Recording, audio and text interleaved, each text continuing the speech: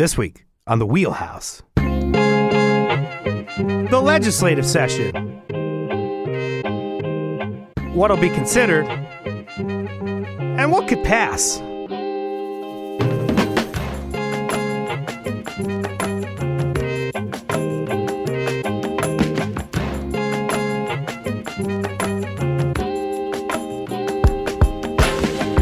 For Connecticut Public, I'm Frankie Graziano. This is The Wheelhouse.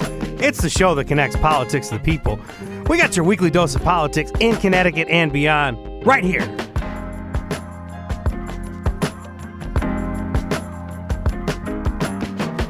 Oh, it's on now.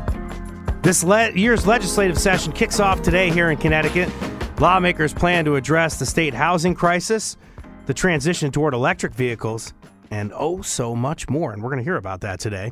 We'll explore what issues are top of mind in this year's session and what lawmakers hope to get done. And later this hour, we're going to talk about something else happening this week lawmakers might be invested in. The Super Bowl. You might not have bet a single set on the darn game, but you might be invested in it too. We'll tell you what that means a little later. But for now, we're on to the state capitol. When lawmakers met last year, they pushed through a new 2-year budget. They advocated for public safety on our roads, and maybe most notably, they put off affordable housing. The new session kicks off around noon today, and it's a short one, scheduled to last from February to May rather than January to June. We want to know what lawmakers will be talking about this year, so we're talking to 3 of our favorite people. First, a hearty good morning to somebody sitting on my left in studio, taking her time before she goes to the state capitol to hear from the governor. Maybe push off the governor's speech so she can go live from WFSB at noon today. Susan Raff. Good morning, everybody. It is opening day for sure. Opening day for sure, and we're going to hear what the governor says in about a few hours. Next up, the Connecticut Mirror's Capitol Bureau Chief, Mark Pasniok, is actually at the Capitol right now. Good morning, Mark. Good morning to you. Thank you so much for talking to us. And finally, it's the Equity King, also joining us, justice reporter for the Connecticut Mirror, Jaden Edison. Good morning, Jaden. Jaden, does that happen too much? I'm sorry I did that. Jaden. Oh, it works. It works. I appreciate the recognition. Sorry, Jaden. I apologize. All right. So, Susan, you're going to get the first question here. Hey, how do you expect these first few days of the session to play out? What issues do you think are top of mind for lawmakers? Well, it's hard to say what's going to be the first thing out of the gate, but there are some big priorities this year. You know, the governor didn't have much success with clean air and electric vehicles. He put forth a proposal last year. It was withdrawn. There was a lot of pushback. A lot of people are concerned about Connecticut following California, being too restrictive, banning gas-powered cars, albeit by 2035. But I think that's a big priority, plus childcare. I think the governor's wanted to do more with that last year. They did do some significant tax cuts, but he'll want to do that as well. And aging. I think they want to improve the care in our facilities, nursing home, assisted living, so that there are more people and so that people don't have that ratio where it's one person per, 20 patients. We're going to drill in a little bit more on clean air and childcare in a little bit. I'm glad you brought up those issues. Mark, any issues we're missing here? That was a lot that Susan covered. What can you give us now?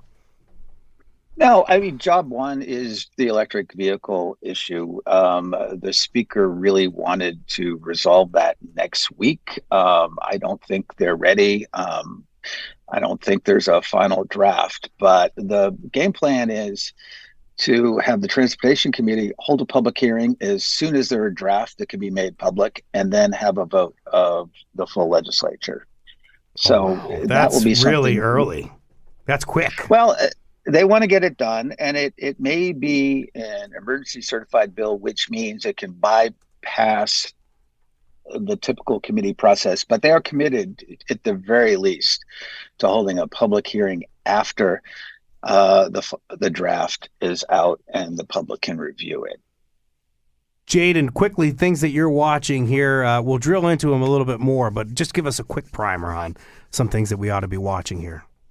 No, absolutely. I think, first and foremost, on top of a lot of people's minds is kind of how the state legislatively actually will respond to a lot of the news with the state police, right? I think there was a recent report, obviously, that found kind of, gaps in the reporting as it pertains to racial profiling data. So I think you'll see a legislative response to that. I'm watching also how the rhetoric and conversations around bail reform advance. This is something that picked up last year. Not sure that there'll be significant movement on that in the short session, but definitely something to monitor as it pertains to conversations. And then lastly, I'll be watching a lot of kind of how the state responds to a lot of news in the offseason of the legislature around staff assaults in prisons. But on the contrary, right, a lot of incarcerated people who feel as if there's not enough adequate programming and rehabilitation opportunities as mandated kind of by, an ambitious bill that, was passed in 2022 having to do with solitary confinement and independent oversight, so on and so forth. So a lot to watch conversation wise, but it remains to be seen how much significant movement, given the short session and kind of the quote unquote controversial nature of some of the issues that we're talking about. I think Jaden is right. I think that while the independent investigation that the governor ordered with the Connecticut State Police did not find a lot of malicious intent when it came to record keeping, it did uncover quite a bit of failures in the way that things are put into the system, training, and I would not be surprised if they put something forward to try to rectify that. I'm going to talk to you guys a little bit more about that and try to figure out exactly what they might push, and hopefully you guys have a little insight on that. But short session, as we mentioned, any of you can jump in on this, but what could be different this year than last year? Obviously short session, so maybe less things getting done, but not a budget year. What do we think? It's not just a short session. It's also a session with another round of fiscal guardrails. They renewed those last year. They passed bipartisanly in 2017. So last year they decided to renew that. And that's great. I think Connecticut's paid off over $7 billion of debt, but it does curtail what they can spend. So you have a short session and you have some strict guidelines on what they can and cannot spend. If they want to spend on something, they're going to have to take money from something else. Mark, can I play you a clip? Certainly. All right, let's hear it. The governor is not budging 1 inch on fiscal issues. I think he has made it clear to everybody who's here he's still sticking to the game plan that got him reelected by 13 percentage points. It's almost like you're in two places in once. That's you earlier on Zoom, but also you in December after reacting to something that the governor said about taxes and tax cuts. Has Governor Ned Lamont budged? I have not seen or heard anything that would move me off of that little bit of analysis that I offered you in December. And if anything, he's doubled down. By the way, one of his favorite phrases, he loves to double down on things. Maybe he'll be betting this weekend on the Super Bowl. Who knows? He's going to be pushed mainly on, I think, trying to find some more funding for higher ed. UConn has a significant shortfall. The state university system, which has the 4 regional campuses, 4 regional state universities and the community colleges, they're saying they're $140 million down. And they've already ordered, I think it's a 5% tuition increase. So, the speaker has told me that there's going to be a push to try to mitigate that. The attitude always is, OPM, the Office of Policy and Management, can always somehow find another $100 million. Which, when you're talking a $21 billion annual budget or so, it's that statement is not as startling as some of your listeners may think. But there's going to be a push to do that. As far as really changing the guidelines, I'm dubious as to whether that will be done this year for a variety of reasons. One, it is a short session, but it's also election year. And the legislature, even though they are at odds with the governor to a certain degree, even the Democratic majorities are hardly monolithic. There are significant numbers of Democratic senators and House members in particular who are very wary about changing the guardrails. So I think that may be a multi-year debate about, can you not blow up the guardrails, but can you adjust them going forward?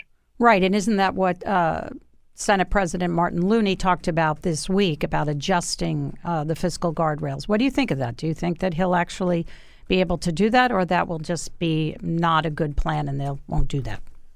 Senator Looney has a long history of siding with progressives, of articulating his own personal opinion, what is the case. And then as the Senate president, like Speaker Ritter, will step back and sort of look at it more strategically. I don't see Senator Looney, quite frankly, going to war with this governor.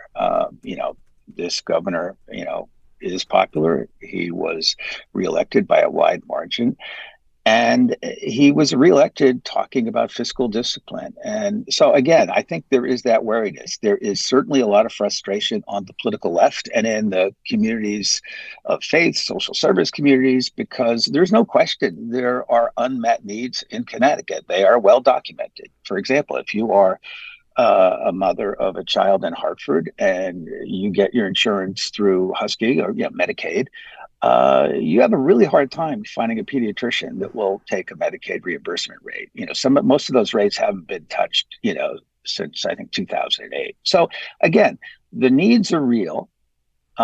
You balance them against this history of Connecticut being fiscally mismanaged for decades and decades, and now we are on a path where Connecticut all of a sudden seems to be this picture of responsibility. So that's going to be the tension. I think that's going to continue beyond this session and this election into next year. I want to talk a lot on the balance of this segment that's left. There's about like a few minutes left on this to talk about the state police scandal and anything that they could do. But just really quickly, you and Susan could do this for me, Mark. Help me understand how Republicans are now going to respond to the fact that, yes, there were big tax cuts last year, but of course they're saying there wasn't enough. So what will they say to that? And then what sectors are kind of suffering from the fact that the fiscal guardrails are not being adjusted or lifted? That's a lot. But help me understand this. I gave you guys a lot, but go ahead. Well, I'll simplify it a bit. I think their major talking point, they're going to side with the governor on the question of preserving the guardrails. And they've already proposed a constitutional amendment, which is, quite frankly, not going to go anywhere. But they've staked out their position. And they certainly are of assistance to the governor, as are there's a moderate caucus in the House Democratic majority. There's 98 of the 151 House members are Democrats. But on any given issue, there are 20, maybe 25 so-called moderates who are not averse to what the governor's approach is to fiscal issues, as well as the Republicans. I think simplistically, you can't have your cake and eat it too, right? So you can't say, we want to do all of these priorities, and at the same time, we have to live within our means. So I think that, it's a hard lesson to learn, but I think what Mark pointed out is that it has helped Connecticut in many ways because of paying down debt. Our bond rating is better, our borrowing rate, the interest is lower. So I would be surprised if you hear from the GOP this year that we need to do more in the form of tax cuts. I think that they're going to have to figure out and prioritize what they want to spend money on, whether it's, child care, elderly. I don't know with the infrastructure for the electric vehicles. Is that going to be an issue? And I think education is really interesting to watch this year. We have a huge teacher shortage. And, we've heard from paraeducators. They make $1 over minimum wage. We need more of them. So it'd be interesting to see what they're going to do with that. Jaden, we touched on this in the beginning of the show, but you recently published a story on this about the independent investigation into Connecticut State Police after it was found that tickets filed by officers and constables, as it were falsified. Into that report, if you can really quickly, the part about the Alvin Penn Act and the CTRP3, the Racial Profiling Prohibition Project, why it's important to carry this data, and then can you offer maybe any way that the legislature can weigh in now that this report has come out?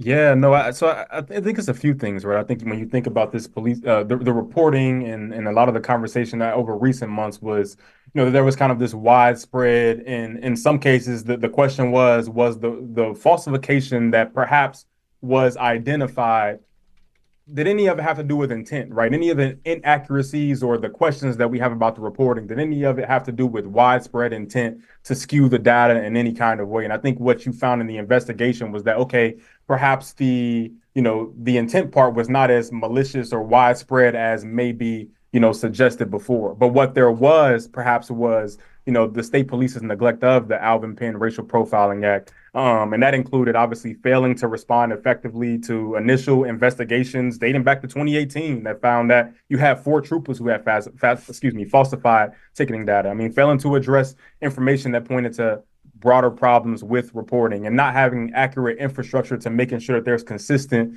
kind of reporting across the line. And the question, to answer the question of why that's important, well, the legislature and the general public oftentimes rely on this data around public policy conversations. And, when we're talking about traffic equity legislation and how do we, best, ensure that there isn't racial profiling on the roads. Like, this is the data that folks go to when they're having these conversations. And what we found, via the report is that there were significant failures by the state police to live up perhaps to that mandate. So, I mean, as far as what you could see, I think one thing that's clear is that the governor has kind of taken notice of this in some way, shape, or form. And I know the governor has told us that he plans to submit a bill to the legislature that would create legal consequences for officers who intentionally falsify data, and also speaking with some of the Judiciary co-chair, Senator Gary Winfield and Representative Steve Staffstrom, and recent conversations that I've had, and this was perhaps before the report came out, but this was something that was already at the top of mind, something that they plan on addressing in some way, shape, or form. And now that the report is out, I think you could see significant kind of conversations start to boil up in the coming,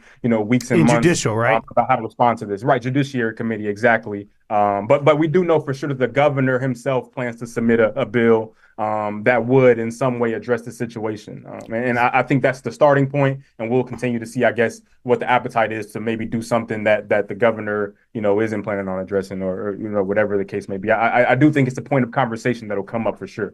And Jaden, most, as you know, in the investigation found that a strong majority of these troopers who had been flagged, it was more sloppiness or careless record keeping, not intentional. But there were 6 troopers and I think 1 constable who were referred for further investigation. And if you remember back, 2018, when those 4 troopers who were investigated and 2 quit. And so there wasn't anything done at that time when they found that they had intentionally. What do you think? Do you think that the governor will, with the new police commissioner, Ron L. Higgins, order, to make sure that whatever wrongdoing, that there's an example set here?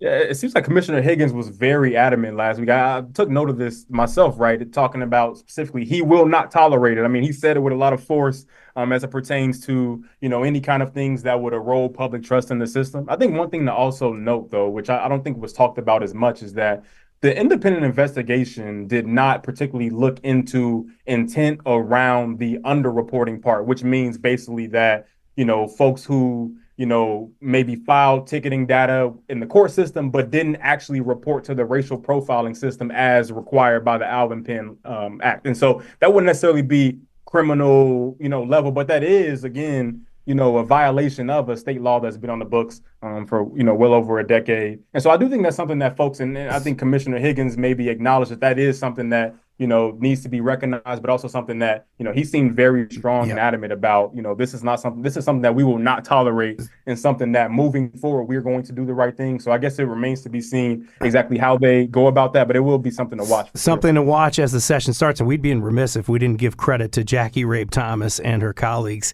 at CT Insider for breaking some of those stories about some of those tickets issues that were coming up with the state police going back as far as 2018, as Jaden mentioned. We have to go to break. We're going to continue this conversation after a short break. Call us 888-720-9677 if you got any questions.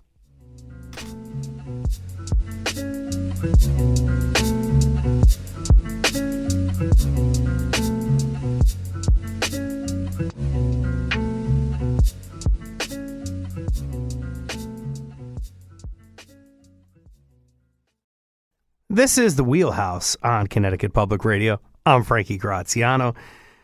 We're a couple hours away from the governor's State of the State address and the opening of Connecticut's regular legislative session for 2024. And several people are going to be there today, including my guests, Jaden Edison and Mark Pasniokis of the Connecticut Mirror.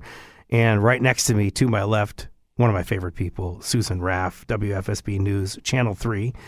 Hey, I want to remind folks that they could join the conversation, first of all. I mean, you've got all these great talents that know pretty much all there is to know about the law. Maybe I'm overselling it, but ask them some questions. 888-720-9677. Mark, there's been a lot of buzz around the electric vehicles. You called it Job 1.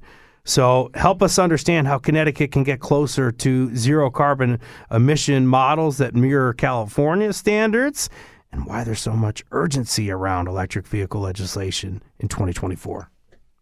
Well, there's a political urgency because of the California standards, which Connecticut has committed to back to 2004. And, what was not anticipated is that those standards would evolve to one day call for the phase out of gas-powered vehicles, new gas-powered vehicles. There's a lot of misinformation about what this would do. This would not, if it does take place, this would not force gas-powered cars off the road. There's going to be gas-powered cars with us for a long time. As your listeners probably know, there was a failure by the Regulation Review Committee to adopt the regulations. And there was a lot of concern about, would Connecticut be ready in 2035 for this brave new world? So what's happening is there are things being drafted that would reassure various constituencies, including the Black and Puerto Rican caucus of the Democratic majorities. Their members have indicated grave concern about whether, if you live in a multifamily house in a city, are you going to have a place to plug in? Are you going to be able to afford electric vehicles? So what we don't That's know, where we're getting into the electric grid. How on earth? Well, I think I was going to ask Ken to support, but how on earth is our electric grid going to support this? Well, there is the Public Utilities Regulatory Authority does have a plan. They've opened a docket. They're looking at it. So when people say there's absolutely no planning, that is incorrect. Gotcha. But it's all geared to things slowly developing over the next decade or so. And one of the things that the legislature is going to try to do is create a commission that would monitor the state's progress, and as well as the market's progress. And by market progress, I mean our prices coming down on electric vehicles.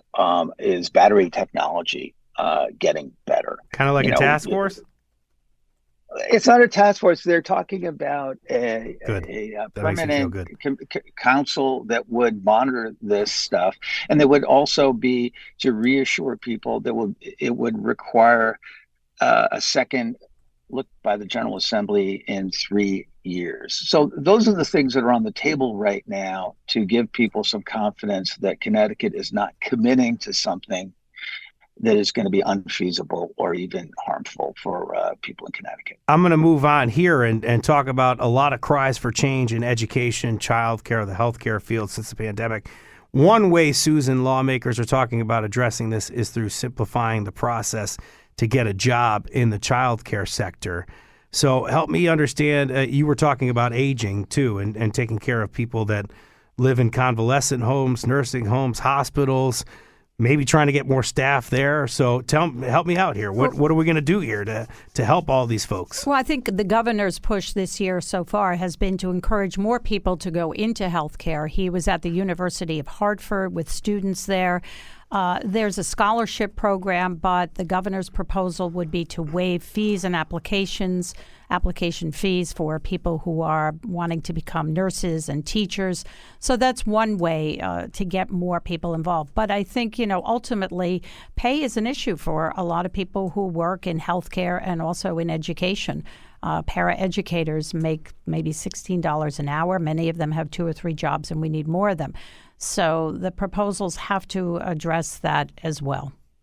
And one thing I kind of want to make clear here, because we were talking about this before the show, and this is a spicy bit of information we probably need on the show if there's an opportunity to source it or whatever. I don't know. I think you guys have this in one of your stories. But childcare relies so much on federal dollars and kind of maybe getting like a Ray and Barbara Dalio or something like that to try to commit some money. So What are we talking about in terms of trying to find some money? Maybe there's somebody in OPM right now screaming, "Where's the pork?" What are we going to do to try to fund childcare soon? And you might have more kids, I think, looking, or parents looking this year because of the kindergarten age, right? So if your child has to be 5 years old and doesn't make the cutoff, then they're going to have to wait another year, and parents are now going to be forced to pay another year of childcare. The Speaker of the House is talking about putting money into a child care trust fund, and that would get out from under the spending cap. So there is that significance to it. And the idea, his idea is that should not be something that would jolt Wall Street and make people think that Connecticut is falling off the wagon, the fiscal responsibility wagon. Because, as everybody on this panel knows, childcare is one of a handful of issues in which there is all kinds of cross-current support, right? The business community is desperate for affordable childcare for their employees and future employees. There is a labor shortage in Connecticut, and we're at the point now where employers are looking at folks who are not currently in the labor force for a variety of reasons, and childcare tends to be one of those reasons. So, there's people on the political left, who are advocating for this, and CBIA, the state's largest business group, is as well. So I don't think there's Senator Kevin Kelly says he's supportive of trying to take down fees here to try to get people to, and they're also going to simplify the process. Commissioner Beth Bai told me it was something like 13 steps to get licensed to be a child care teacher, and now they want to make it like 3, something like that. Sorry, I interrupted you, Mark. Keep going. No. But that's also part and parcel of what CBIA has been complaining about and what government has been struggling with for many years, which is the accretion of regulations. What are still relevant? There's a look at, even in state hiring, the credentials that are required.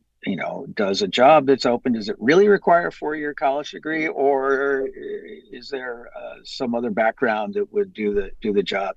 These are all things that are kind of in the mix about how you get more people into the labor force and how you fill, these 100,000 plus jobs that are going wanting right now.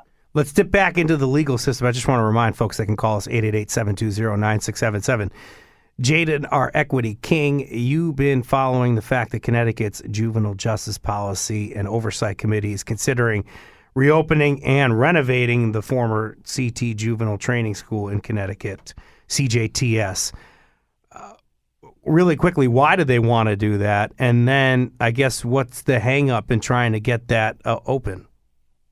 Yeah, so just a little background is last year there was a law passed during the 2023 legislative session that essentially required the judicial branch to review and update their plans for basically transitioning all of the children under the age of 18 who are currently in DOC custody housed at either Manson Youth or York Correctional to the custody of judicial branch. And so in order to do that, obviously the judicial branch had to figure out where are we going to house these children, what's kind of the plan. And so in response, what you found was late last year, the judicial branch presented a $67 million plan that essentially would reopen the site of what was known as the Connecticut Juvenile Training School to accommodate those children. And the thinking was that, we did all these studies, we talked to a bunch of people and we couldn't find the space to house, the vast majority of the children who are going to be transitioning into our care. And so this is perhaps the only solution that they saw fit. And so the JJPOC, as you mentioned, talked about this more recently. And it's something that brings a lot of emotion for a lot of people, right? Understanding that, the Connecticut Juvenile Training School, as it was before, obviously, has spent well over a decade since its inception, honestly, right? With, complaints and reports of, neglect and alleged abuse and, all these things pertaining to the well-being of the children who are housed there. And so any kind of conversation to kind of even think about reopening the space in that facility, even if it's completely reimagined from what it was previously, obviously has brought, a lot of emotion. And it's definitely something to watch this legislative session. I think what you could potentially see, I think any kind of reopening renovation is going to take many years, right, to say the least. But I do think one thing to watch out for are the conversations around any kind of funding that will be allocated for. What are we talking about in terms of costs? Right. And so particularly so the overall plan, right, is a kind of $67 million plan that includes a lot of things. But I think the starting point is, okay, we need to figure out, how much the studies, or excuse me, we need to figure out, what that plan would actually entail, which first starts with obviously studies of the renovation. And so that could cost the state up to roughly $1 million according to that proposal. And that also could last anywhere from 18 to 24 months. But it's a multi-layered plan that could stretch well over a decade. If kind of implemented as is now. So a lot of conversation to watch around that. But I do think the part that's relevant this session is conversations in the Appropriations Committee about, is this something that we're going to move forward with in terms of the judicial branch's plan and the studies of the renovation that could ultimately lead to the renovation, the reimagining of this site. Obviously that was, condemned for so many years. And in a lot of ways, create a lot of trauma for a lot of people who were at that facility, during its years of being open. We're going to stick with some justice issues here. I just want to go to Jack in Middletown, who has a question, I think, for Jaden about the investigation on the state police trooper investigation there. Jack, you got us?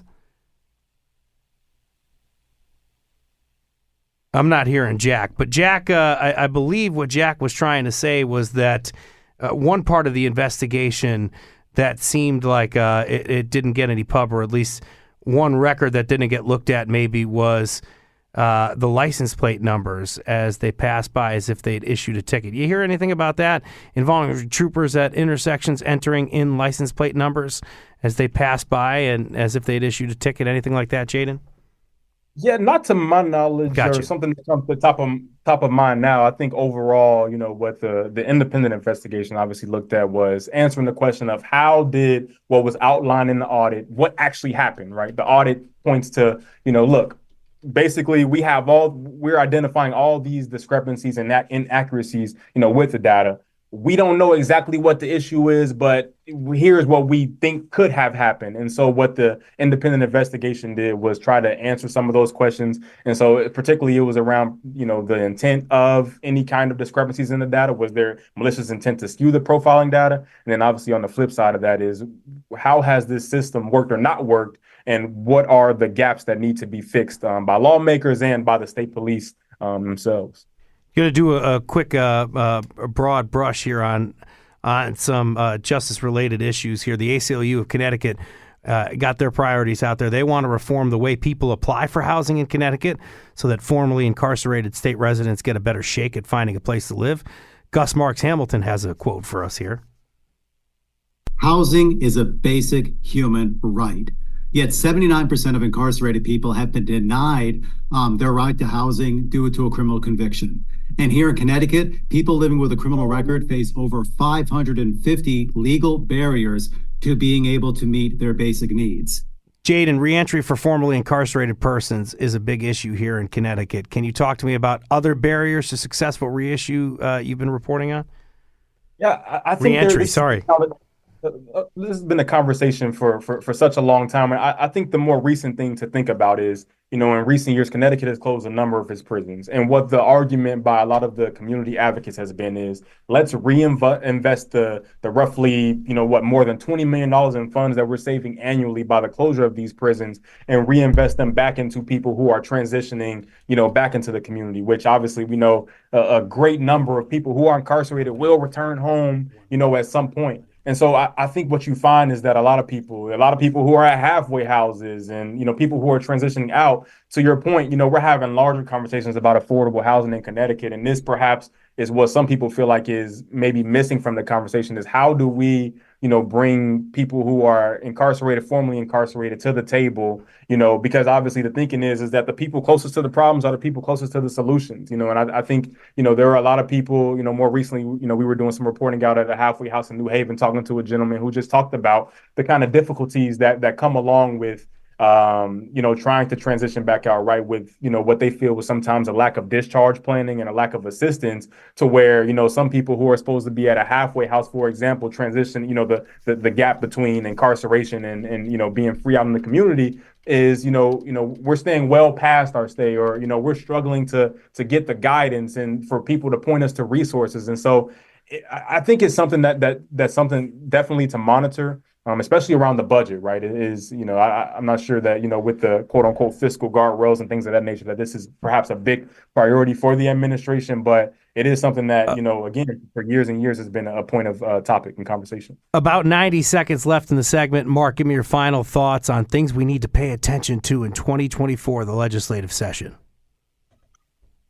It's money. It's to watch the push and pull between the legislature and the governor over how they can find more money for higher ed and some of these needs we talked about. I mean, this really comes down to, that's the essence of the short session, as well as the other things we chatted about. I don't think there's any real mystery as to what's going to be unfolding in the weeks to come. Anything on the ballot referendum that they need to do before that comes out, or anything on early voting?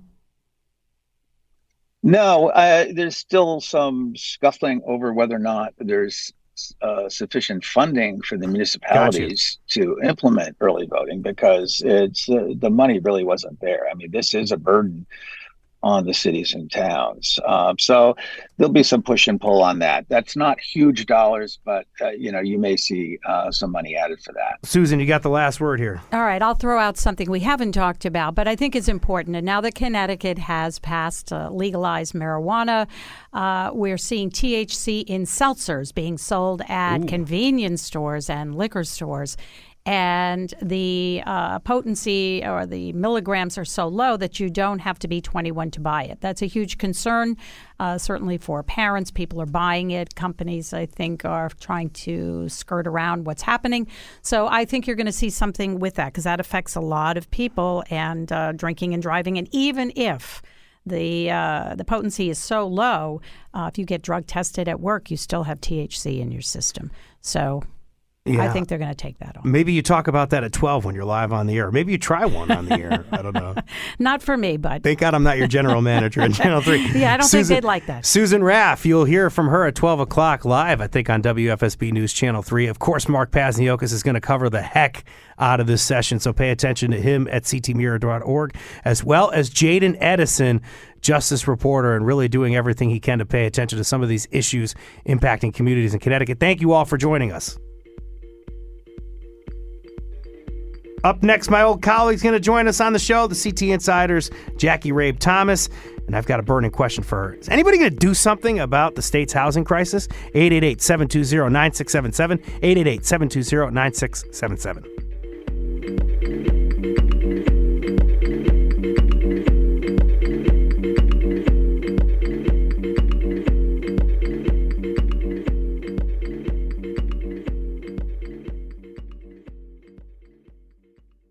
This is The Wheelhouse from Connecticut Public Radio. I'm Frankie Graziano. We've been talking all hour about what Connecticut lawmakers might pass in the upcoming regular session.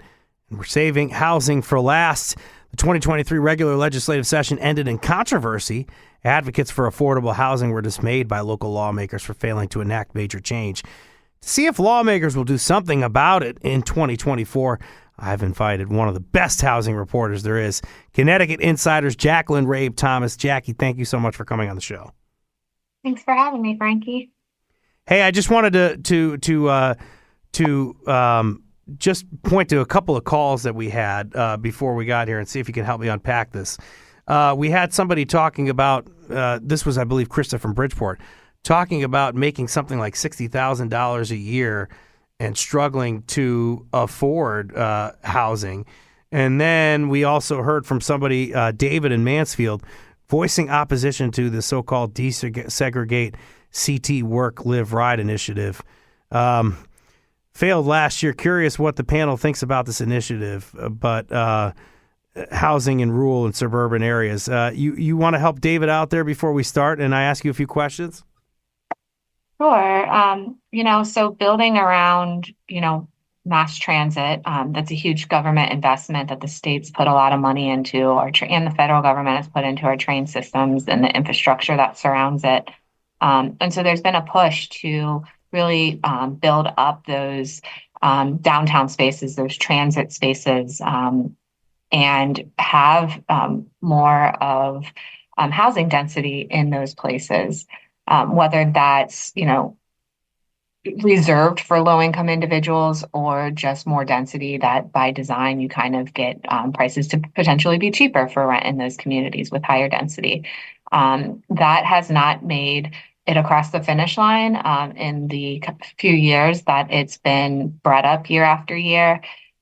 So, it was a huge contentious issue last year. A lot of people have really dug in on both sides of the issue. And so it really depends whether or not the legislature decides that this is the year that they want to ask their members to vote on such a controversial bill. I'll just put out there sort of the politics is that every member of the General Assembly is up for re-election this coming November. And so asking your members to vote on that somewhat close to an election, it might be a little hard for leadership.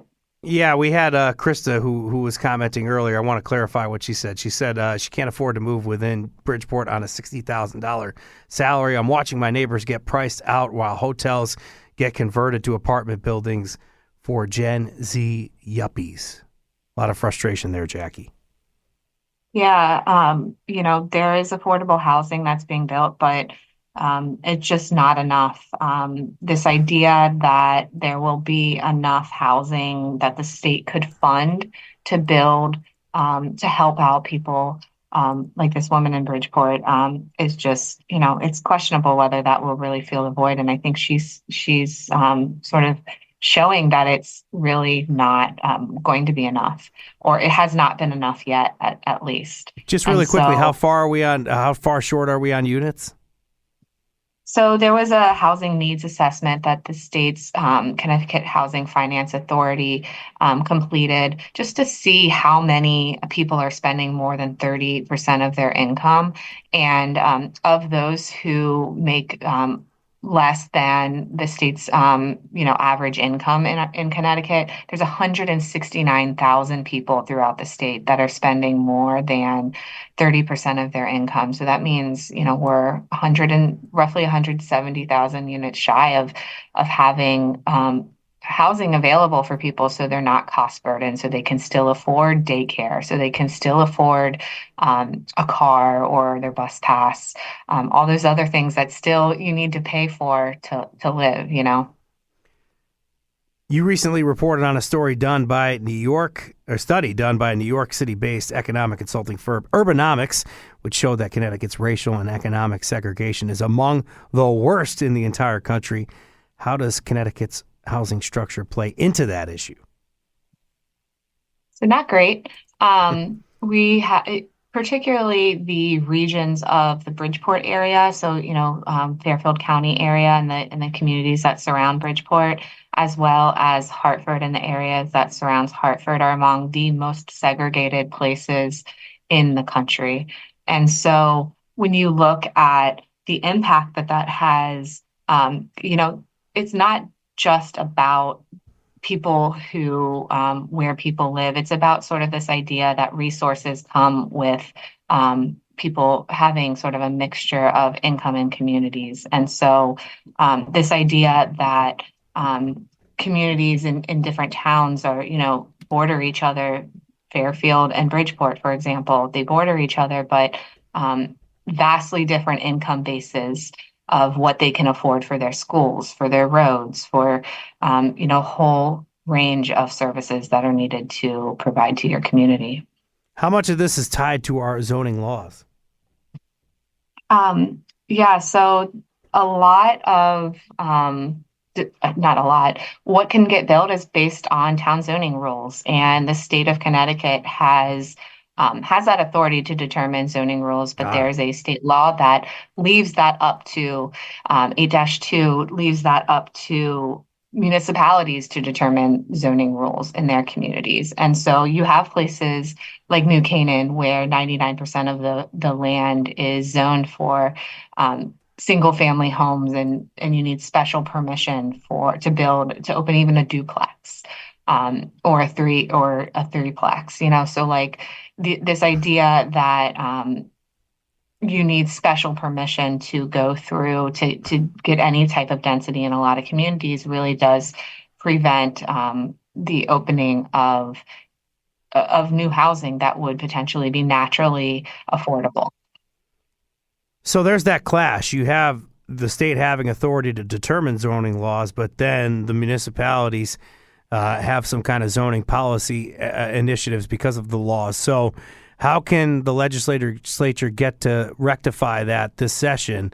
Maybe. I know that's hard to do in a short session, and is the political will there, I guess? Look, it hasn't been done. There's a reason why the Zoning Enabling Act has been in place for decades in the state of Connecticut. Every year at the state capitol, you see the law that allows some state involvement or some state enforcement when towns don't allow housing to be built, is regularly sort of proposed to amend it, to scale it back. And the reality is that the General Assembly's been, this is a bipartisan issue, right? The General Assembly has been governed by Democrats for over 2 decades in both chambers, and the governor's office for 13 years. And so, this is really, if Democrats want to get this done, they could. It's an election year. I'm not sure they're going to have the will to ask their members to vote on such a controversial issue. And that's basically overturning the Zoning Enabling Act, or at least changing some of the amending it. Right. Having different requirements, sort of this idea of a stick versus a carrot. The state has really taken and leaned into the politically easier carrot of offering money to provide housing. And so that's not a new approach. Money has been there for decades for communities to step up and allow funding to be built. If you look at these applications for those grants, it's regularly your Bridgeports, Hartfords, New Havens that are applying for that funding. So this idea that all of a sudden you have much more funding for these grants, which is true. The legislature last session did approve about $800 million for more funding to build affordable housing and offer homeownership opportunities. But the idea that towns will now take the state up on that offer for that funding, I think advocates will tell you that's a sort of a fallacy. Jackie, thank you so much for joining us this morning and for taking questions from the listeners. That was very helpful. I appreciate it. Eagerly waiting to see how legislators tackle this issue. I'm eagerly awaiting to meet your new son, Hudson, one of these days. How about that? I'll talk to you soon, Jackie. Thank you for coming on. Absolutely.